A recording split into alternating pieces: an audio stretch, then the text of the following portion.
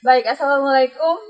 Selamat datang di Berandalu Utara bersama saya Cica dan alhamdulillah malam-malam kita bikin satu siaran yang insya Allah memberikan banyak pengetahuan baru nantinya terutama tentang Kakao Luwu Utara. Saat ini sudah ada bersama kita Kepala Badan Bapelitbang Luwu Utara Bapak Laudin Sukri, ada Bapak Hasrun Hafidz. Beliau adalah Cocoa Program Manager Rainforest Alliance. Selamat malam. Dan Ibu Lei atau Dr. Beria Leimona, peneliti senior expert Landscape Governance and Investment. Selamat datang di Luwu Utara. Terima kasih. Ya, baik. Ya, Dan tadi dia sudah nikmati Kapurung. belum Kapurung, besok lah Kapurung. Tapi tadi sudah nikmati apa tadi? Parede. Arede. Enak dong. Enak sekali tempatnya. Baik, kita akan bicara sedikit banyak tentang Cocoa di Luwu Utara, dan untuk openingnya mungkin sedikit ke Pak Alaudin ya. Ya. Sedikit gambaran mengenai posisi kakao atau mungkin potensi kakao di Luwu Utara seperti apa. Makasih ya. Jadi Luwu Utara ini dari dulu memang sudah dikenal sebagai salah satu wilayah penghasil kakao, dan kakao Luwu Utara ini adalah salah satu kabupaten yang pensuplai kakao terbesar di Sulawesi Selatan, termasuk nasional. Namun ya, kakao yang ada kita rasakan sekarang ini mengalami beberapa apa istilahnya ya, ada penurunan lah kira-kira, baik dari aspek luasan maupun aspek produksi. Nah, tentu itu pasti terkait dengan kondisi lingkungan dan sebagainya. Banyak yang perlu kita pikirkan bersama. Nah, kita ada supporting sebenarnya dari pemerintah, dan itu merupakan suatu kebijakan pemerintah dalam rangka mendukung visi Bupati Pemerintah Kabupaten Utara, yaitu maju mandiri harmoni. Nah, harmonis. Nah, di dalam situ ada salah satu dari program 5 bisa pemerintah daerah itu tentang bisa bersaing. Di dalamnya itu bagaimana bersaing kakao itu menjadi kakao lestari yang ada di Kabupaten Utara, supaya dia bisa bersaing. Itu salah satu. Nah, saya kira ini ada pada malam ini kita ada tamu, 2 orang tamu ini Mbak Cica ya. Baik. Ini sebagai supporting bagaimana menjadikan Kabupaten Luwu Utara ini menjadi kakao itu merupakan kakao komoditi primadona yang bisa lestari di Kabupaten Luwu Utara ini. Baik. Bagaimana kakao bisa sampai ke kakao lestari di Luwu Utara? Kita ke Ibu Lei. Ibu Lei, sebenarnya kalau kita bicara tentang kakao itu tanaman perkebunan yang bisa dibilang dari abad keberapa ya, jadi salah satu komoditi unggulan dari negara-negara yang iklimnya seperti tropis, Indonesia, betul, begitu betul, ya. ya. Kalau sampai dengan saat ini di Indonesia secara umum itu potensi kakao dan keberlanjutannya seharusnya seperti apa? Ya, makasih Mbak Cica juga atas undangannya di sini. Saya senang sekali ya. Aduh, saya nggak nyangka bahwa Luwu Utara demikian sejuk dan nyaman gitu. Apalagi malam-malam seperti ini asik sekali ya. Ya perkenalkan dulu ya, saya dari World Agroforestry Mbak Cica ya. World Agroforestry itu adalah satu lembaga penelitian internasional yang sebenarnya kami ini berheadquarter di Kenya. Tadi kan Mbak Cica tanya ya, Kenya di Nairobi, tepatnya di kota Nairobi, Kenya. Nah, untuk yang di Indonesia ini adalah kantor pusat untuk Asia Tenggara, demikian. Ya, tadi kembali lagi ke masalah kakao ya. Tadi dari Pak kami juga menangkap bahwa kakao di Luwu Utara itu kan harus kompetitif ya, bisa kompetitif dengan tempat-tempat lain. Nah, salah satu kakao supaya bisa kompetitif itu ya artinya dia harus diproduksi secara lestari. Nah, tadi kan kita ditanya nih, lestari itu seperti apa sih? Ya, untuk menghasilkan sesuatu yang lestari itu sebenarnya kawan kami ini ya, Rainforest Alliance, mereka ini memiliki standar-standar ya yang bisa memastikan bahwa kakao ini dianggap lestari itu seperti apa.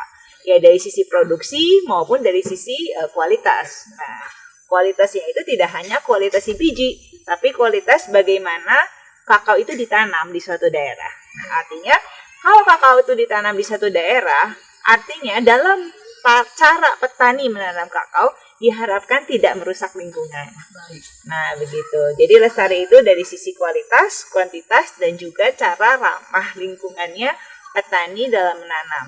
Nah, bahkan bukan dari sisi lingkungan aja, tetapi dari sisi sosial gitu ya. Jadi sisi sosial itu artinya, contohnya misalnya nanti Pak Hasrun bisa mengelaborasi. Tidak memakai buruh anak-anak misalnya ya, dalam satu ketentuan tertentu, betul. Ya. Ataupun pada saat memupuk, pupuknya itu tidak mempolusi air sungai. Baik. Ya, lalu dalam menggunakan pupuk, bungkusnya itu dirapikan dan juga di-recycle jika itu plastik. Nah, hal tersebutlah yang bisa membuat kakao menjadi kompetitif dan juga lestari diakui oleh dunia internasional. Baik.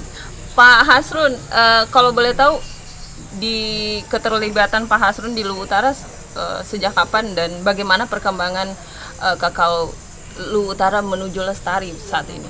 Oke, baik. Terima kasih Mbak Cica. Selamat malam untuk semuanya anak muda yang ada di sini. Assalamualaikum warahmatullahi wabarakatuh. Nampaknya udah diborong semua nih sama Bulei. Jadi di Koko aku udah mulai dari tahun 2000 ya. Dari tahun 2000 sampai sekarang. Boleh dibayangkan sudah lebih dari 20 tahun. Hanya komoditi koko saja. Melihat perkembangan sekarang, kalau kita lihat koko itu tidak trennya bukan seperti kopi. Ya. Kalau tren kopi anak muda. Kalau koko ini trennya ke produk. Yang makan produk itu harus punya sertifikasi halal, harus ada produk yang bisa menjamin orang bisa menikmati coklat yang enak. Jadi kalau kita bicara tentang keberlanjutan kakao seperti yang disampaikan Bule tadi, cuma ada 3 pilar. Pertama pilar sosial, pilar ekonomi, dan pilar environmental atau lingkungannya. Apa yang kita lakukan sekarang adalah bagaimana mendorong ketiga pilar itu dengan prinsip, kriteria, indikator. Kami semua ada di sini dengan pemerintah daerah membuat bagaimana sebenarnya orang melirik Luwu Utara. Karena Luwu Utara bisa menciptakan kakao yang berkelanjutan dengan prinsip-prinsip yang lestari. Kita sudah sepakat sehingga kita ingin menjaminkan kepada produk luar bahwa ayo ke Luwu Utara, beli coklat Luwu Utara. Di Luwu Utara bukan dari hutan lindung, di Luwu Utara tidak mempekerjakan anak. Bukan cuma produknya, coklatnya sama. Coklat kakao lestari dengan coklat tidak lestari, kalau end produknya sama rasanya, nggak berbeda. Yang berbeda adalah tanggung jawab kita. Baik. Jadi rasanya gitu, kalau kita makan coklat kakao lestari, berarti kita sudah membantu petani kecil, membantu hutan tidak dirombak, membantu pendapatan petani. Nggak ada perasaan bersalah. Nggak ada perasaan bersalah. Dan satu, tidak mempekerjakan anak. Ya. Itu artinya dia mendukung Kabupaten Luwu Utara ini menjadi kabupaten layak anak. Betul, Ya. betul sekali Pak. Ya. Jadi kita harus bangga dengan punya tagline lestari. Jadi lestari itu bukan saja kita suguhkan, nih makan coklat nih. So what kalau apa begitu kita mau makan coklat? Kita ingin orang bertanggung jawab dengan sebuah brand coklat yang dari Luwu Utara akan menampilkan bahwa kita bertanggung jawab untuk produk kita, untuk petani kita, memastikan seluruhnya bisa tadi sosial, ekonomi, dan lingkungan.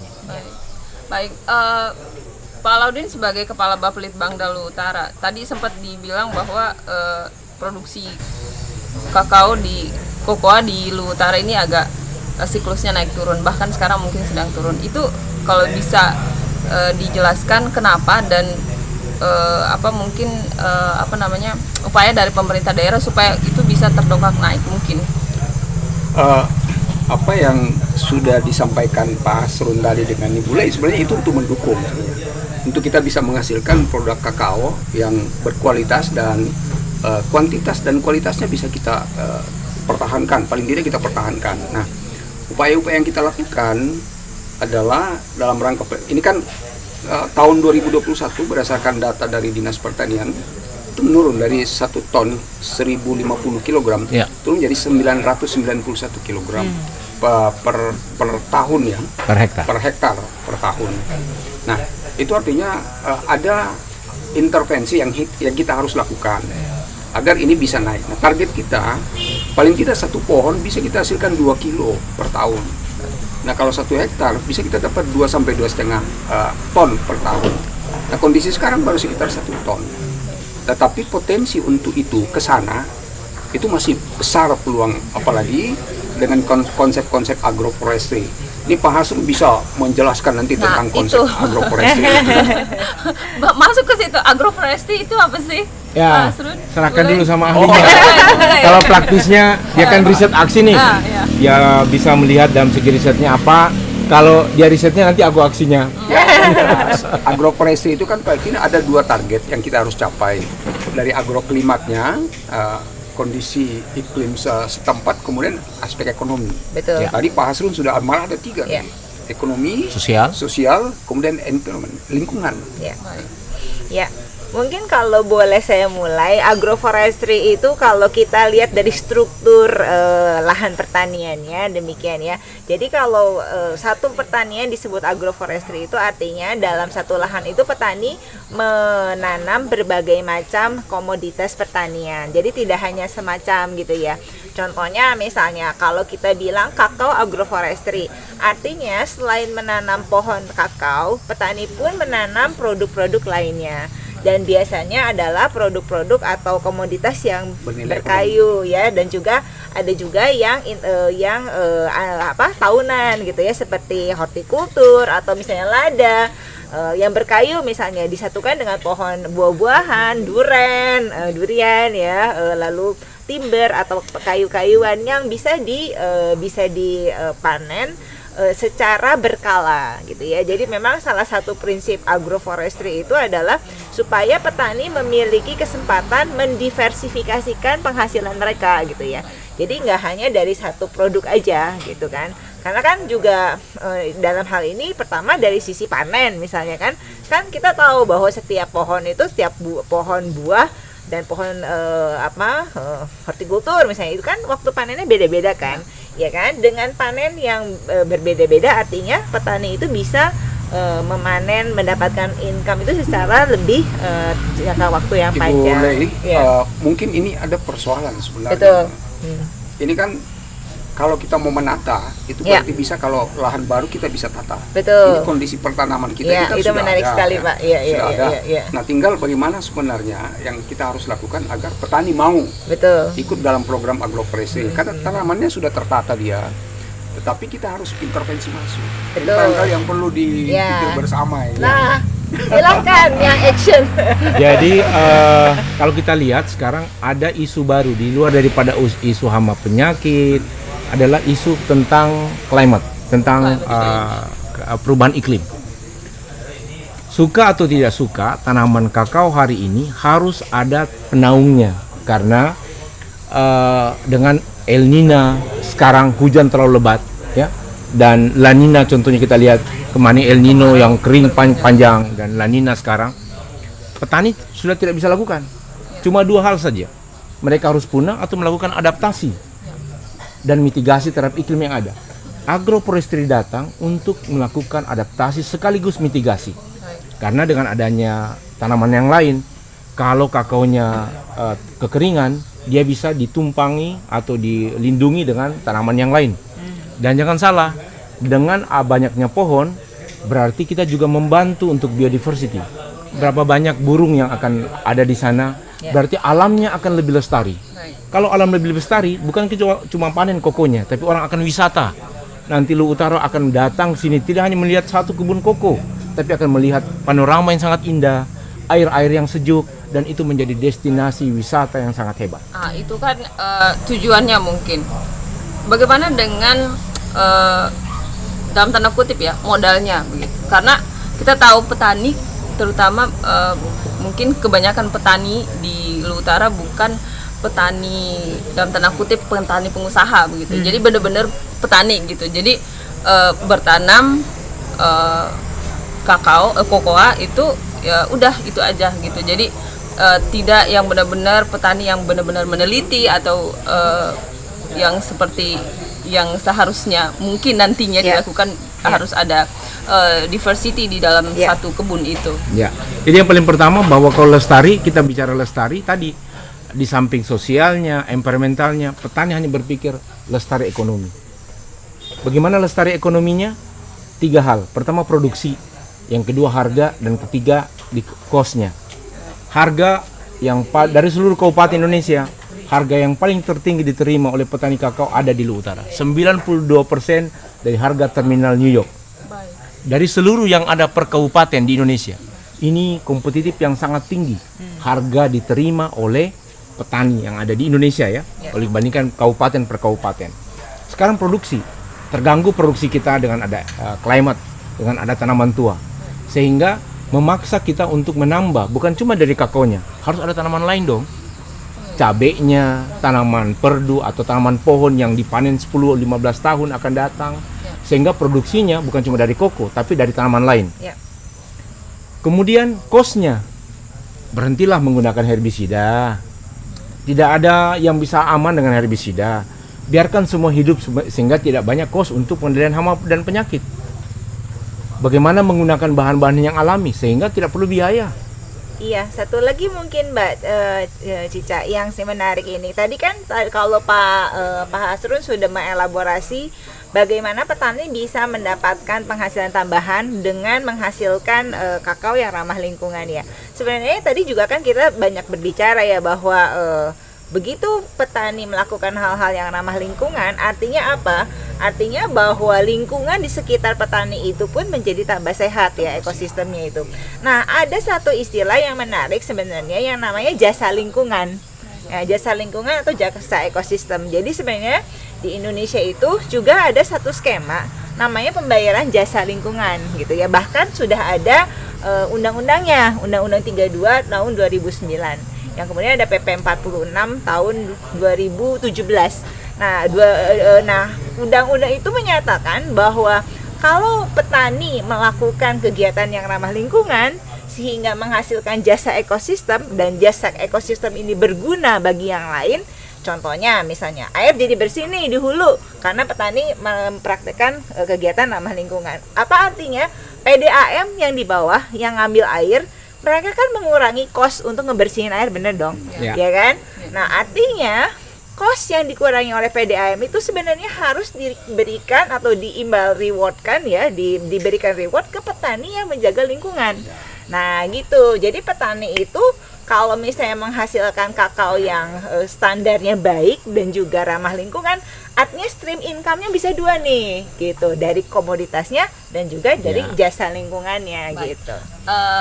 Pak Hasrun dan Ibu Le mungkin sudah ketemu dengan banyak petani di Luwu Utara. Kalau menurut Pak Hasrun mungkin dan Bu Le, mindset dari petani di Luwu Utara, terutama petani perkebunan, itu seperti apa? Bisa menerima ini atau sudah melakukan hal ini atau bisa digiring ke sana atau seperti apa? Karena ini kalau kita lihat konsepnya itu seperti petani modern. Saya kebayang kayak petani anggur di somewhere di Italia atau di Spain gitu.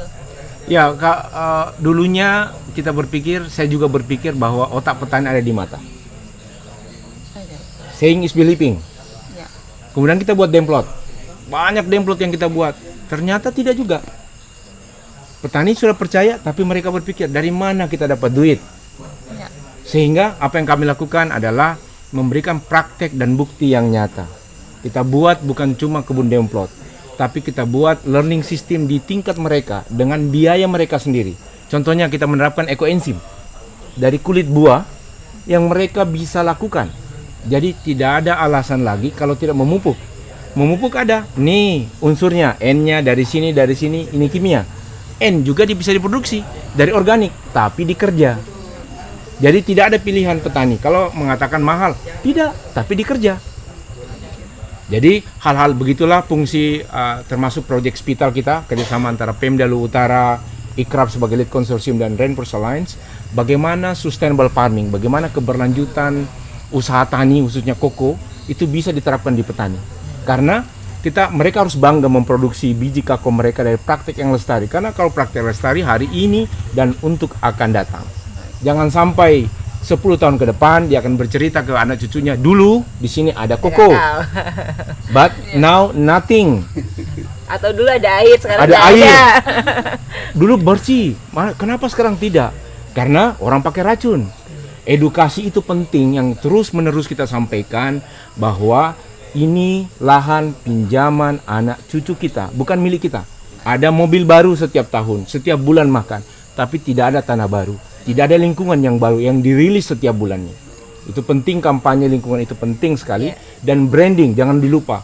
Semakin ke depan customer awareness semakin sadar dan dia hanya mau makan dari yang sehat-sehat saja. Kalau Luwu Utara menjadi piloting untuk kakao sehat, maka kita punya program di Spital Landscape Sehat. Orang akan berbicara bahwa oh kami membeli dari landscape yang bertanggung jawab. Sejauh ini potensinya menuju ke situ Luwu Utara seperti apa? Pasti akan jauh lebih bagus. Semua orang akan mau yang lebih panjang. Ya. Semua orang akan takut dengan banyak hal, dengan pestisida. Dengan seperti itu, terpaksa harus sadar, terpaksa harus mengikuti pola-pola karena customer kita tidak makan coklat. Customer di luar bertumbuh untuk makan yang sehat. Betul. Makan dari kakao yang lebih lestari pengelolaannya. Iya. Apalagi ya. Ada sebenarnya persoalan kalau kita meninggalkan agroforestry seperti yang disampaikan Pak Asrun dan Ibu Lei. Persoalannya itu kita akan berhadapan dengan persoalan degradasi lahan, dengan pemanfaatan unsur kimia yang berlebihan misalnya. Kemudian kedua, persoalan yang kedua itu terkait hama penyakit bagi kakao, bagi kokoa ya. Nah, ini kan jadi persoalan. Tetapi teman-teman dari RA Rainforest ini sudah mencoba berupaya untuk menemukan bagaimana solusi terkait dengan kemarin kan kita sudah uji coba di ujung Matajang Pak Asrun ya.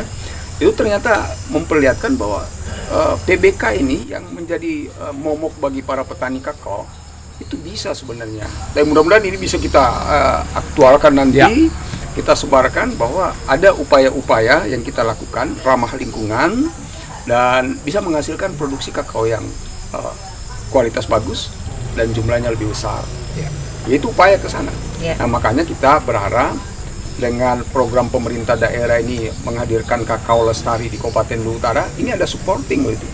Dari Ibu Lei dengan Pak Asrun ini menjadi supporting kepada pemerintah daerah dalam rangka merealisasikan itu. Dan ide dasarnya karena dari dulu pemerintah Luwu Utara ingin menjadi pionir ya untuk bagaimana menjadi kakao the best quality per kabupaten atau kancah nasional atau internasional.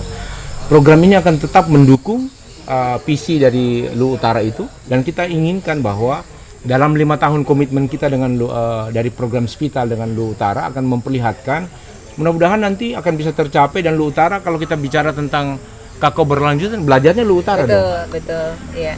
Gitu dengan seluruh variansnya gitu. Jadi kita berharap tahun per tahun petaninya tidak lagi menggunakan satu herbisida. Kalau masih mengurangi praktek kimia, kurangilah. Kimia itu cuma bagian terkecil, bisa dengan batang pisang bisa. Kita buktikan. Kita buat sekarang beberapa demo plot. Kita yakinkan petani, bahkan ke depan kita akan sampaikan, nih kalau dapat PBK kita bayar. Kenapa? Karena riset sudah ada, tinggal bagaimana riset itu disampaikan kepada petani, bukan melalui penjual obat bahwa PBK hanya disebut nama mereknya, mati PBK-nya. Enggak, harus lestari. Dia banyak pohonnya, banyak komposnya, sehat tanamannya gitu. Jadi disehatkan tanahnya, jangan cuma tanamannya, sehat tanahnya dan lingkungannya. Mungkin juga harus ada edukasi kepada customer. Itu yang dilakukan teman-teman dari Rainforest itu yang dilakukan, mengedukasi masyarakat untuk menghasilkan kokoa yang sehat gitu. Nah, edukasi selain terhadap, itu mereka Pak Hasrun belum jelaskan sebenarnya ini terkait dengan produk daripada apa yang dihasilkan dari program ini. Karena itu bukan hanya produksi kakao biji dihasilkan, tapi dia sudah menghasilkan coklat yang high quality. Buatan tangan gitu. Nah, buatan tangan sudah. Kemudian petani yang ada di dalam program agroforestry ini yang teman-teman RA nanti dijelaskan lah. Itu bukan hanya menghasilkan kokoa, tapi dia juga menghasilkan madu itu dari program agroforestry itu yang sekitar situ. Mungkin perlu jadi tadi yang paling pertama dalam segi sustainability ya, kita tidak bicara komoditi saja koko, tapi landscape juga tadi. Betul. Landscape sehat. Nah, makanya program kami di Spital ya, sustainable farming di tropical landscape itu bagaimana landscape sehat. Landscape sehat tadi kakao dan lingkungannya dalam praktek-praktek yang wajar. Sekarang kita lagi berada pada praktek tidak wajar. Kakaonya tidak butuh pestisida, dikasih pestisida, namanya juga racun. Siapa yang mau diracuni? Tapi kalau agroekosistemnya baik, akan ada balance antara predator dengan hama-hama tertentu. Terus kami dari Rainforest Alliance sebenarnya adalah tools market. Jadi ketika Mbak Cica contohnya beli teh ya, atau kopi atau kakao yang ada logo sertifikasi kodoknya, itu berarti sudah bisa dipastikan diterima di pasar Europe dan diterima di pasar Amerika. Baik. Jadi itu akan memudahkan untuk absorpsi pasar. Dan kami lagi berjuang untuk dan sertifikasi baru untuk memastikan ada sustainable investment dalam bentuk cash dan sustainable development untuk keseriusan para pembeli ini. Jadi tidak akan ada harga pasti jauh lebih baik diterima oleh petani karena mereka terukur dengan standar. Ketika ada perusahaan yang mengklaim logo kodok, tapi di situ ada pekerja anak, ada ada penggunaan pestisida yang berlebihan, itu bisa dibatalkan sertifikasinya karena ada yang kontrol market dia. Jadi disinilah kesempatan petani bisa berdaya mendapatkan tadi kan produksi kita bicara harga. Jadi peluang dapat harga yang kompetitif bukan harga yang tinggi ya, karena supply and demand. Harga yang kompetitif akan sangat memungkinkan. Dan juga tadi low cost, karena kita tidak ada herbisida, zero herbisida, pestisida yang disarankan WHO, karena nanti pestisida itu akan terukur. Apalagi kalau di FDA contohnya, kalau masuk di luar ketat sekali untuk beberapa bahan seperti umpama timbal dan sebagainya. Kalau itu tersuspend akan rugi bagi petaninya, kan bukan kita yang makan coklat.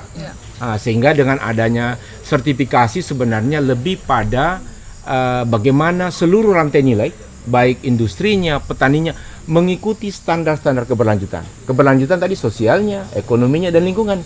Sehingga semua sama parameternya.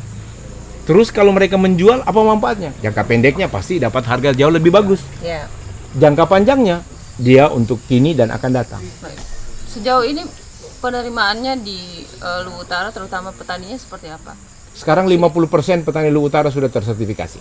Dan harusnya itu menjadi kebanggaan satu daerah yang paling banyak sertifikasi. Baik.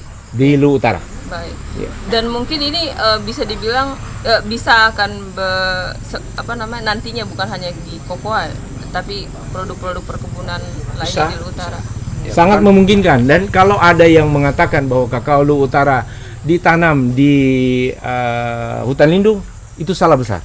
Karena seluruh kebun yang tersertifikasi, dia ada GPS pointnya, bisa overlay dengan peta dan bisa dilihat. Jadi kalau ada yang mengatakan kakao Luwu Utara merusak lingkungan dalam tanda petik masuk dalam kawasan hutan, dia harus memperlihatkan data dengan data. Karena dari 50% petani semua sekarang sudah masuk ke poligon ya, lahannya terpoligon. Tapi kalau titik DPS-nya sudah tersebar semua. Pak Hasrun, ini untuk tahun 2021 kemarin kan? Ya. Kemudian masuk 2022, itu jumlah petani yang diintervensi sudah berapa?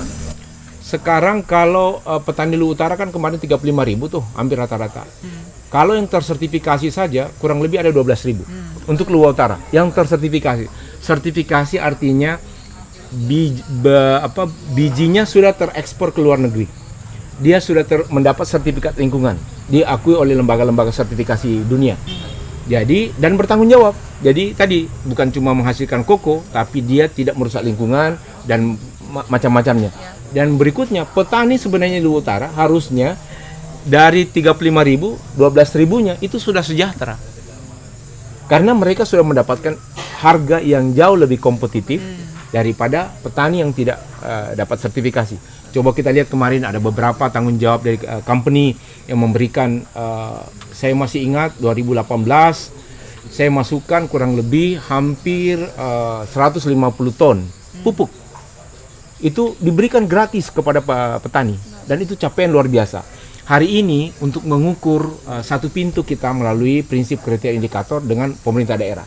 Sehingga semuanya yang mengklaim itu berdasarkan by data oleh pemerintah. Dari mana, di mana kita sekarang, dan kemana yang kita mau tuju. Sehingga ketika ada yang mengklaim bahwa pertanian Luwu Utara, katakanlah dalam tanda petik tidak lestari, ukurannya apa? Kita punya prinsip kriteria indikator yang bisa diukur. Sehingga seluruh orang, siapapun itu, pribadi maupun badan hukum bisa melihat satu pintu kita ada petanya, dan itu by riset, by data, bukan katanya.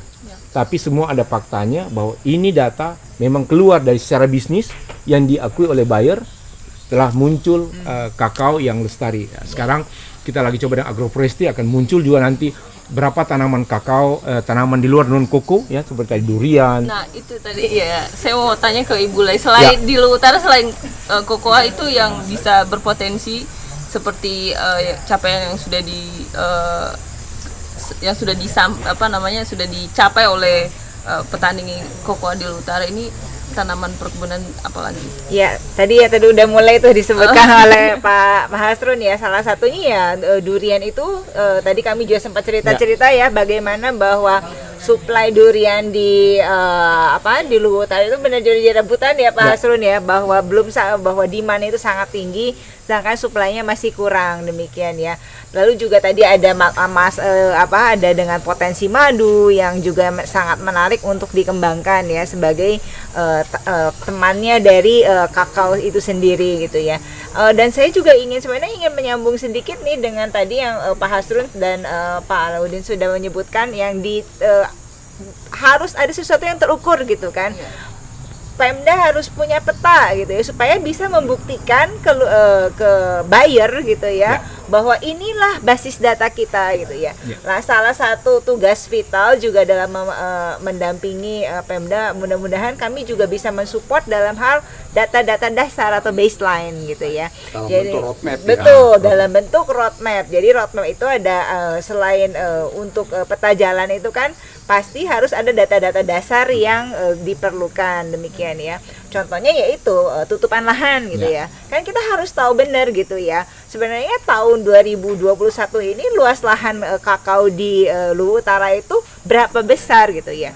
Tapi kakao itu kan juga harus dimengerti gitu ya, bahwa kakao itu apakah kakao yang monokultur yang hanya kakao saja, kakao yang agroforestry. Kakao agroforestry pun kan harus tahu tanaman pinggiran itu apa? Apakah kakao agroforestry yang dominan dengan duren, apakah dengan yang lain misalnya merica misalnya atau yang lain gitu ya. Jadi ya memang data dasar yang cukup secara metodologi itu bisa diakui secara internasional itu juga diperlukan ya, demikian. Nah itulah mungkin yang kami harapkan bisa membantu dari Pemda. Nah itu dari sisi peta tuh, belum lagi tadi jasa lingkungan ya kan, jasa lingkungan bahwa kalau kakao ini berdampingan dengan timber atau dengan duren atau dengan monokultur, jasa lingkungan yang dihasilkan beda apa enggak sih gitu ya.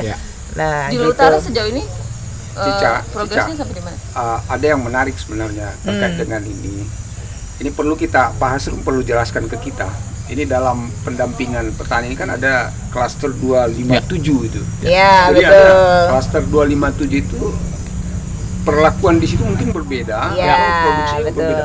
Itu terkait dengan pengelolaan lingkungan dan sebagainya. Mungkin Pak Hasrun bisa jelaskan itu. Ya, jadi terima kasih mengingatkan lagi. Jadi sebenarnya Spital ini menggabungkan dua lembaga besar ya.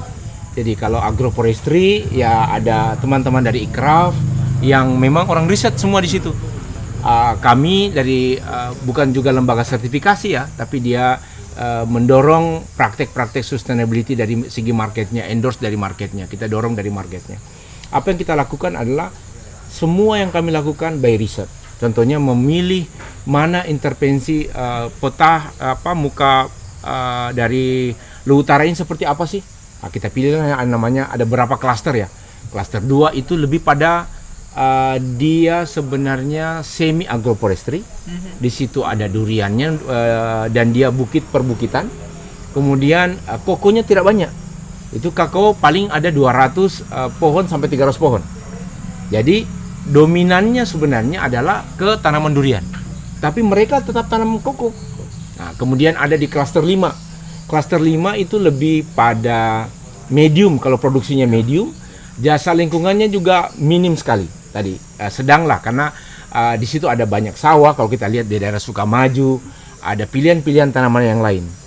Kalau yang produktivitas tinggi, jadi mewakili lah semua klaster kita. Klaster 7 itu kalau lihat di Baibunta, di Sabang seperti itu, dia produktivitas tinggi, di mana semuanya orang mau monokultur. Tapi sedikit ada tanaman campuran, tapi di pinggir-pinggir lahan dan pemakaian pestisida sangat tinggi. Ya. Kita lihat pada saat kemarau panjang, dan kita telah pelajari sekarang, pada saat hujan yang mana masih bisa menghasilkan. Klaster 2 masih aman, klaster 7 sudah kelepek-kelepek nih karena kemarau.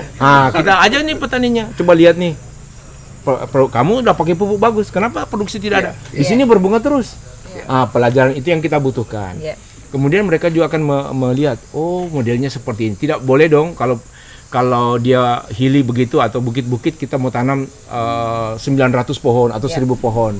Pasti tidak memungkinkan. Tetapi dalam kondisi kering pun atau hujan pun mereka masih aman produksinya. Prinsip dari situ kita tularkan dengan cross learning. Petani-petani, berhentilah, jangan pupuk terus. Pupuk cuma 40% loh. 10% dari naungan, bahan tanam ada 30%, 20%-nya dari praktek yang lestari.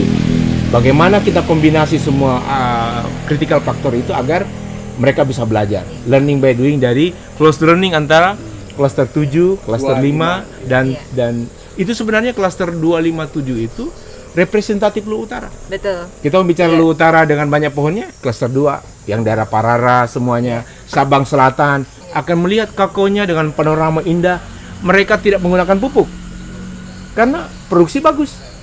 Tapi mereka bilang harga tidak terlalu bagus karena jauh dari gunung. Bagaimana mereka mensiasatinya? Dengan tambah durian. Tapi duriannya tinggi-tinggi. Panjatnya, tunggunya.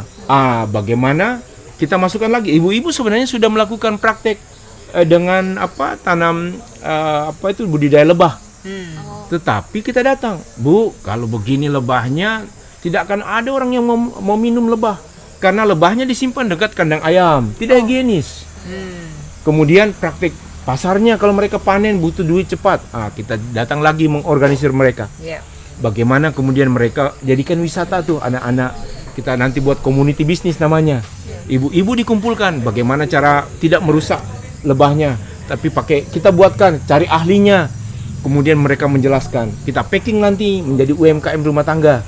Kita minta ke Pemda, bisa nggak Alfamaret atau Indomaret atau Alfamart bisa memberikan kuota lebih besar untuk ibu-ibu di Parara, madunya masuk. Tak usahlah madu-madu yang dari pabrik, ini madu asli kok di sini. Kebijakan itu akan mendorong orang bertanam, karena dengan adanya madu berarti tidak akan mungkin mereka menggunakan pestisida. Karena suara tawon sebenarnya, suara tawonnya saja yang banyak itu akan mengganggu nektar, mengganggu daripada antene daripada PBK sendiri. Dan sudah banyak risetnya, cuma belum dilakukan. Sekarang ayo kita masukkan itu budidaya trigonanya ke dalam kebun supaya mereka bisa nikmati tanpa dengan menghalangi petani untuk menggunakan pestisida, dan mereka juga panen dari madu yang sehat. Itulah yang kita lakukan dalam Spital, bukan cuma koko, tapi dasarnya harus petani koko, tapi landscape.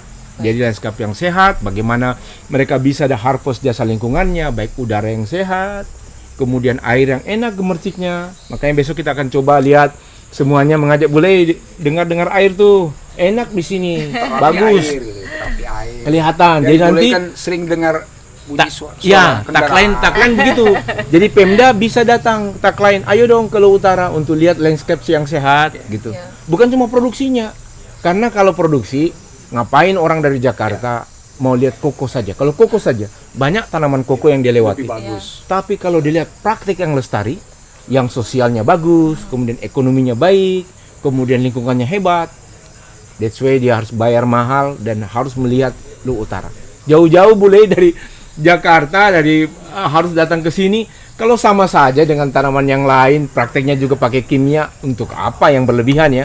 Untuk apa? Luar biasa ya kira. Kalau dibayangkan gambarannya kayaknya indah benar ya, karena itu tadi sustainability-nya, karena bisa dibilang seluruh dunia sedang berjuang menghadapi isu perubahan iklim. Ya. Kita ini kan fokusnya di kokoa. Kalau misalnya di Luwu Utara sendiri dengan struktur tanahnya yang mungkin Pak Aludin tahu, Pak Asrun juga tahu, Ibu Lei juga tahu seperti apa. Selain kokoa mungkin yang bisa lebih besar potensinya itu seperti apa? Karena kalau tidak salah di Luwu Utara kita produksi pertaniannya tinggi, padi gabah ya, itu karena tadi sudah dibilang bahwa kokoa ada penurunan. Kemungkinan kalau misalnya ada alih lahan seperti itu dari itu kita bisa antisipasi Nah. dengan adanya alih fungsi lahan. Tadi kita sudah berbicara banyak tadi mulai waktu misalnya. Ini kan potensi lahan kakao kita ini kan kurang lebih 40.000 hektar. Dari 40.000 ini bisa yang kita target adalah intensifikasi ya, bukan ekstensifikasi. baik. Dia tidak mencari lahan baru, tetapi lahan yang ada ini kita intensifkan, dioptimalkan, sehingga dia bisa menghasilkan produk yang lebih banyak tanpa menambah luas. Jadi itu pun juga nanti sistemnya sebagaimana yang kemarin waktu Ibu Bupati menyampaikan di rapat koordinasi, itu yang target kita nanti adalah bagaimana memaksimalkan intercropping atau diversifikasi komoditi di dalam satu hamparan pertanaman kakao. Nah, sehingga bisa mengantisipasi adanya alih fungsi lahan. Ya kita maksimalkan. Karena target teman-teman dari Sporting, dari Pak Asrun dengan Ibu Le ini kan tidak boleh ada pembukaan lahan baru. Kita maksimalkan itu. Nah, kemudian dari data kita bahwa ada 3 klaster juga terkait dengan pertanaman kakao yang ada. Pertama, tanaman yang sudah menghasilkan, kemudian tanaman yang belum menghasilkan, tanaman yang sudah tua. Ini yang perlu kita intervensi adalah tanaman-tanaman yang tidak produktif atau sudah tua. Supaya apa? Kita tidak perlu, kita intensifkan saja ini 40.000 hektar kurang lebih ini. Kalau kita intensifkan 40.000 hektar, kalau kita bisa dapat mungkin 2 ton masih butuh waktu lama, 1,5 ton atau 1 ton kali 40.000 hektar, itu hasil koko yang ada di Luwu Utara kan luar biasa itu. Nah, hanya saja dari itu kan teman-teman dari RA misalnya, dari Svital itu kan melihat lagi mana yang ramah lingkungan. Nah, dengan konsep 257 bisa kita mengidentifikasi klaster 2 itu adalah salah satu kakao yang dihasilkan di situ lebih ramah lingkungan daripada klaster 5 dan klaster 7. Tapi ada hal yang menarik sih yang Mbak Cica tadi tak sampaikan mengenai alih guna lahan ya gitu ya. Alih guna lahan ini kan kita juga harus mempertimbangkan dari sisi yang tadi sudah disebutkan oleh Pak Alwin dan juga Pak Hasrun mengenai ekologi, environment, ekologi, ekonomi dan sosial gitu ya. Jadi kalau misalnya satu daerah seperti Luwu Utara sudah menjadikan kakao sebagai komoditas unggulan, itu artinya kan nggak hanya dari sisi ekonominya ya, tetapi juga dari sisi kultur gitu ya. Bagaimana bahwa kakao ini memang sudah menjadi identitas gitu ya. Itu bukan hal yang mudah. Itu ada tugunya itu. Betul. Tugu coklat. Iya, dan sedangkan dan kalau dari sisi penelitian lanskap gitu ya, alih komoditas itu juga bisa mengakibatkan yang namanya trade off gitu ya. Trade off itu artinya bisa aja misalnya katakanlah ada satu komoditas X yang lagi booming banget gitu ya. Terus akhirnya ya udah supaya income kita nambah, kita ganti aja semua tuh jadi pakai tanaman X ini. Tapi bagaimana dengan faktor lain, faktor sosial budayanya, dari sisi ekologinya gitu ya. Kan kita nggak hanya lihat dari sisi ekonomi gitu ya. Jadi karena dan setiap komoditas pun memang punya harmful efeknya gitu ya. Maksudnya ya ada misalnya komoditas tertentu yang sangat memerlukan pupuknya sangat tinggi gitu, atau dia kalau ditanam itu pinggirnya itu nggak bisa ditanam apa-apa lagi gitu kan. Nah itu kan artinya ya kita nggak semena-mena atau dengan mudahnya gitu ya mengganti satu komoditas dengan komoditas lain hanya dengan pertimbangan ekonomi gitu ya. Yang jelas petani kita, masyarakat kita ini masih menjadikan kakao ini harapan untuk ke depan. Itu harapan mereka. Kita turun komunikasi dengan mereka, masih ingin berharap bahwa kakao ini merupakan salah satu harapan untuk bisa menghidupi ekonomi mereka.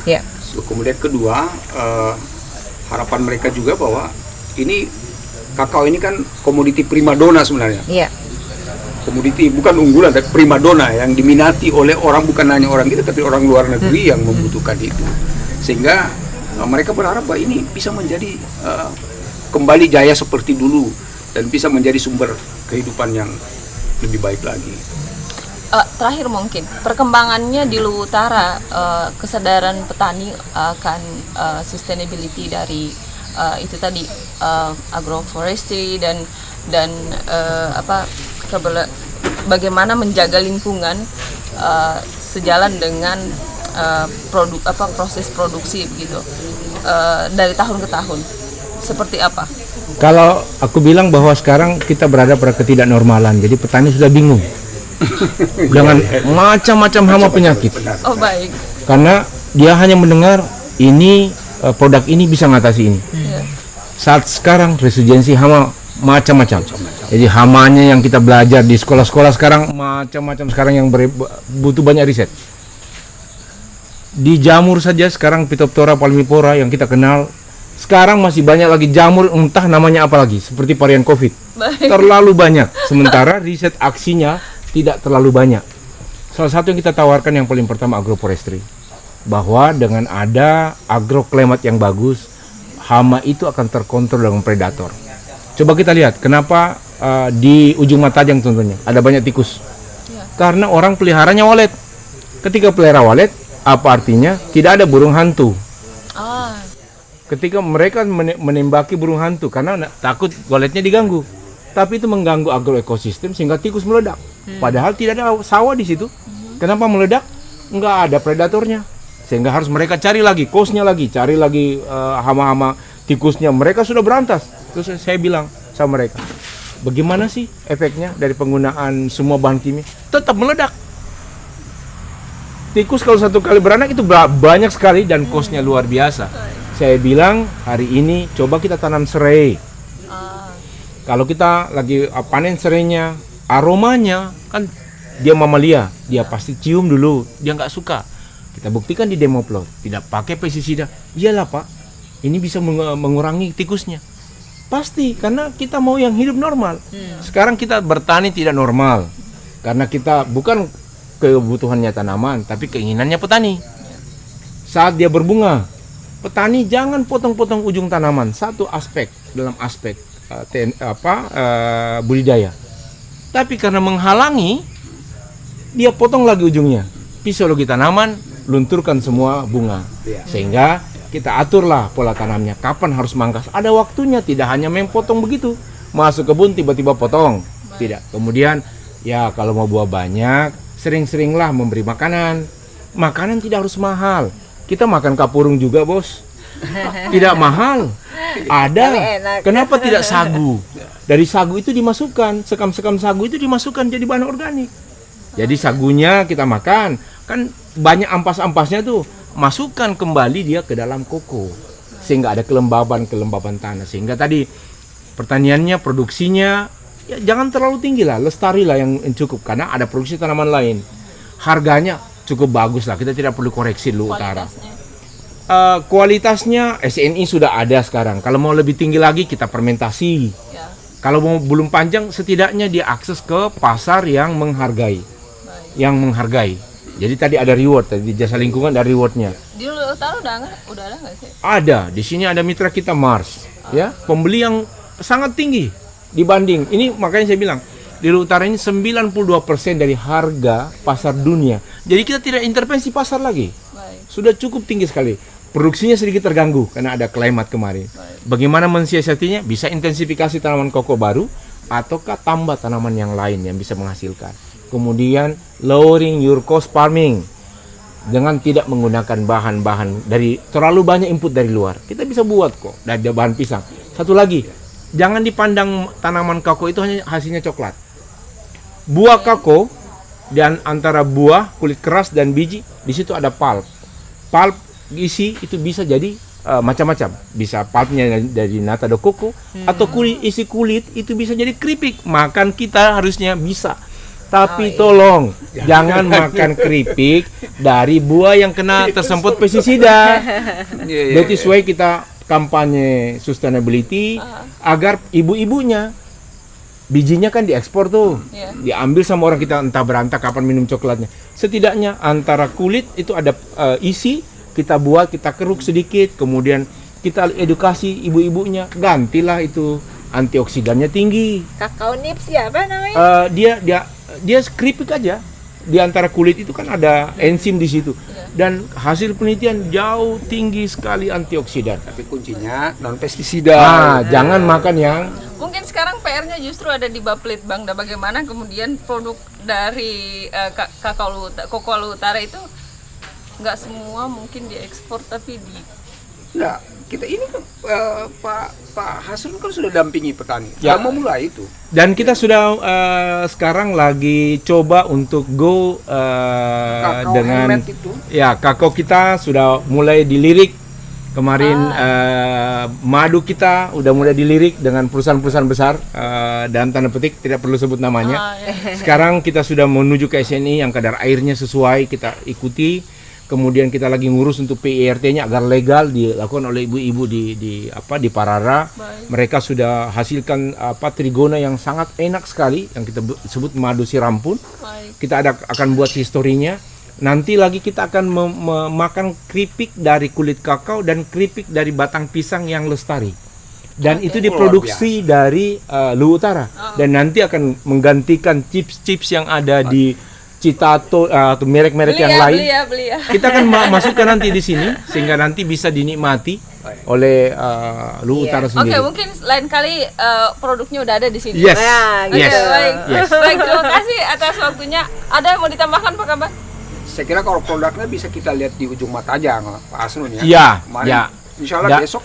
Dan kita besok akan kita berkunjung. bisa kalau sekarang kita ke Parara. Parara, petaninya itu high eksklusif ke minum coklat mereka. Handmade, nggak pakai mesin-mesin, mereka tumbuk sendiri dari biji koko mereka sendiri karena antioksidannya luar biasa. Tinggal packaging mereka bisa minum sendiri. Jadi kita di sana tidak lagi mendatangkan coklat dari Swiss, tapi mereka produksi sendiri. Kita Coklat sepakat dari aja. Swiss bukannya dari Asia ya? Iya. Kita sepakat aja Pak Hasrul ya. Kita sepakati aja nih malam.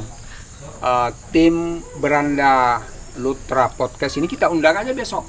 Yap. Sama-sama ke lapangan. Sangat memungkinkan untuk melihat produknya. Nanti kita bisa lihatkan di beberapa produk yang dihasilkan oleh ibu-ibu yang lokalan mereka, dan minum coklat dari ibu-ibu. Oke. Kita minum coklat dari mereka, madunya dari mereka produksi yang sekarang lagi kita coba linkkan ke pasar yang lebih besar. Itu efek dari mengelola lanskap sehat yang kita berharap not only from Koko tapi yang lainnya bisa dapat pendapatan yang Pak lebih baik. Laudin, boleh nggak saya promosi sedikit?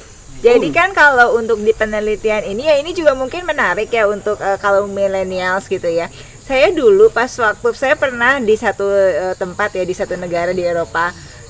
Saya tinggal di satu rumah dan setiap hari saya tinggal sama satu ibu-ibu. Dia punya satu catatan kecil dan dia taruh di pinggir jendela dia. Saya bilang ini ngapain ya? Setiap jam 9 pagi dia berdiri di situ selama 15 menit. Bapak kurang lebih bisa nebak nggak dia ngapain? Ternyata dia mengamati burung, Pak. Jadi dia itu mencatat setiap hari itu berapa ekor burung dan jenis apa saja yang dia lihat. Nah, jadi sebenarnya kami kan dari lembaga penelitian ya Pak ya. Saya mengundang gitu ya teman-teman millennials untuk yang melakukan yang namanya crowdsourcing gitu ya. Jadi data crowdsourcing. Jadi artinya ini adalah participatory data untuk kegiatan penelitian. Ya, itu kan menarik Luar gitu biasa ya. itu, luar biasa. Jadi misalnya katakanlah kalau misalnya nanti siapa tahu Pak Aludin ada waktu gitu ya untuk membuat database ini yang dimana katakanlah kalau ada teman-teman millennials, teman-teman muda ini jalan-jalan ke klaster-klaster kita gitu kan, bawa catatan notes, kasih tahulah kita apa aja yang sudah dilihat di sana kan. Di utara ini ada namanya PM2. Nah, Jadi menarik pemuda juga itu. milenial Oke. yang bergerak di sektor pertanian ini. Ya. Saya malam ini mungkin nggak ada yang hadir, tapi tadi petang dia ingin mau bergabung sebenarnya. Nah, jadi itu bisa. Nanti kita coba-cobalah Ibu Le ya, Pak Hasrul mungkin pada momen berikutnya mungkin kita lebih sebelum berangkat pulang ke Jakarta, Ibu Le ini bisa kita diskusi lebih. Siapa Mungkin tahu bisa atau masuk mau ke lihat. tadi yang sudah disinggung pemuda milenial, karena sebenarnya sustainability-nya itu seharusnya bukan di lahannya saja, tapi juga petaninya, Pelakunya, begitu. ya. Pelakunya, karena kebanyakan petani di Luwu Utara Petani mungkin tua, ya. tapi itu nanti lah. Ya. Saya nggak lihat bapak, saya bilang tua, saya lihat Pak.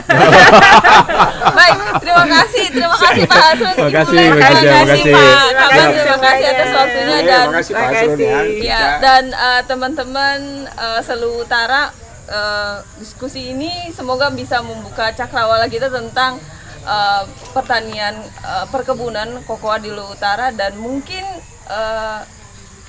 kita bisa sama-sama punya komitmen bahwa sebagai konsumer mungkin kita hanya akan beli produk yang ada logo kodoknya gitu ya. Paling tidak menanamkan dalam diri kita bahwa saya tidak ingin mengkonsumsi apapun bahan pangan apapun yang tidak lestari. terkontaminasi. Ya. Yang tidak lestari. Baik. Kalau kita memulai dari kita, Ya. saya kira lingkungan kita akan terjaga. Ya. Itu kayak ada lagunya ya, lestari. Nggak sih? Lagu lama. Oh, lestari negeriku. Iya. Ya. Pokoknya. Salam lestari. Wassalamualaikum warahmatullahi wabarakatuh. Salam Selamat malam. lestari.